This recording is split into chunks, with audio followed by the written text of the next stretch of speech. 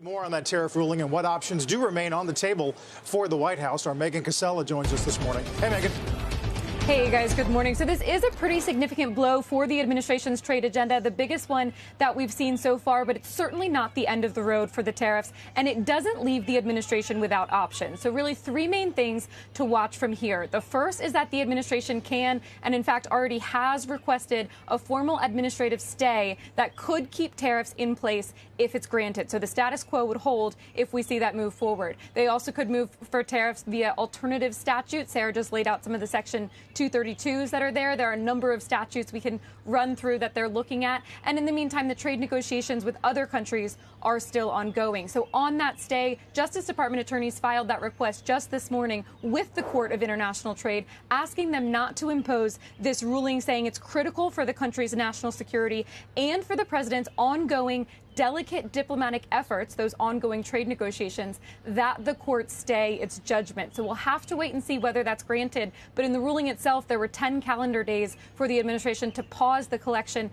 of these tariffs. So if we see the stay before that, then the status quo holds. Now, as for the alternative statutes, take a look here just at the Section 232 investigations that are ongoing. A lot of these are written really broadly and could impact a huge amount of trade. Copper and lumber were the first launched. Semiconductors could impact any downstream products that contain chips. Same with the processed critical minerals. That's written in a way that they could impose tariffs on anything that includes critical minerals as well. So just a way there that the president could impose further tariffs for national security reasons that are much more likely to stay in place. There are a number of statutes out there. The only other one I'd mention is known as Section 122. It's more about balance of payments and specifically about the trade deficit, since that's what the president is most worried about. This court ruling last night even points to Section 122, says that might be the more appropriate path. That could be something we see the administration lean on in the short term, even while this appeals process is ongoing. And then finally, guys, we've heard from some administration officials this morning on other networks. Kevin Hassett,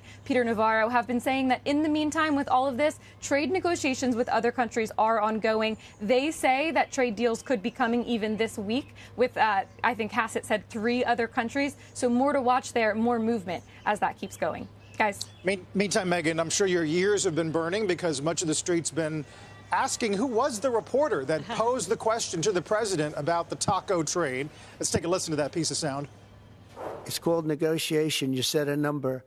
And if you go down, if I set a number at a ridiculous high number and I go down a little bit, a little bit, they want me to hold that number, 145% tariff. Even I said, man, that really got up. I said, whoa, that's high. That's high. They were doing no business whatsoever. And they were having a lot of problems. We were doing no business because of the tariff, because it was so high.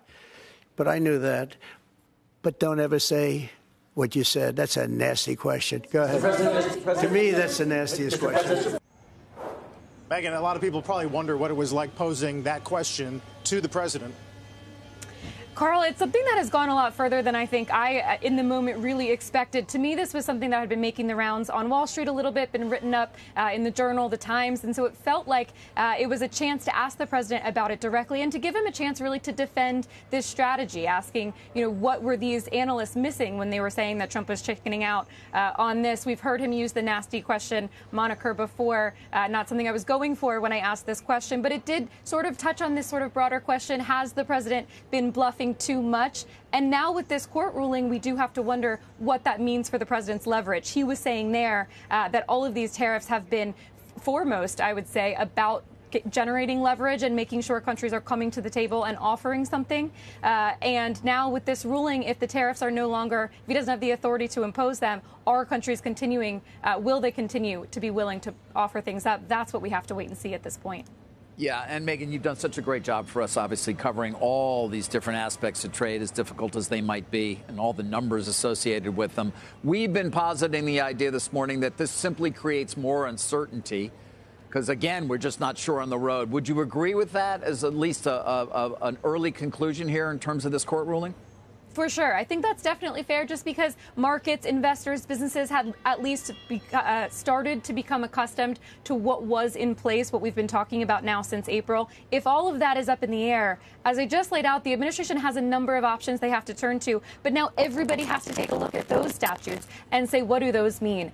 And one of the things I think that we've been trying to hit on every time we talk about this, and you guys know this, is that even while these country-specific negotiations have been ongoing and have been sort of in limbo and on pause, the sectoral investigations are the ones that are much more likely to stay in place. If you think about the national security tariffs from the first term, the China tariffs from the first term, those were never challenged. This court challenge could ultimately be successful. Maybe it's overturned. We don't know yet. But while there's so much uncertainty there, the administration keeps moving on the much more permanent paths forward, and that could lead to even more tariffs ultimately. So we are certainly not at the end of this story. No, nowhere near. And of course, yeah, it bears mentioning the International Emergency Economic Powers Act is what was at stake here. And of course, the key question being, is it really an emergency? Is it any different than many other times in U.S. history? Megyn, thank you. Megyn Cassella at the White House.